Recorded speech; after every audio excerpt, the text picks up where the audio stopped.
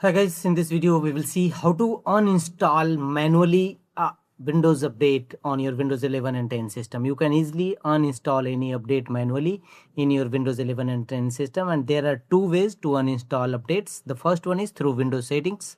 Right click on start button and choose settings. Here in settings page from the left side, go to Windows update. Thereafter go to right side. Here scroll down and click on update history. Thereafter scroll down and at the bottom of the page you will find the option uninstall updates. Click on it.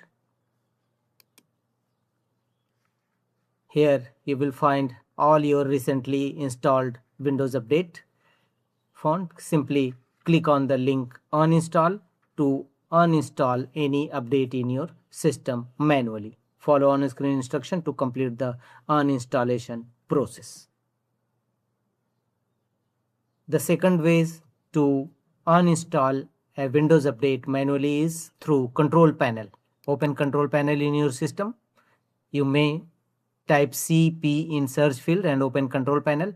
Here open programs and features. Click on it.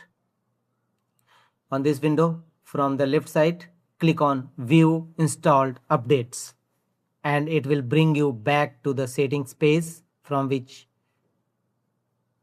where you can easily find out your recently installed Windows update. Simply click on uninstall and uninstall a Windows update manually in your Windows 11 and 10 system. That's all.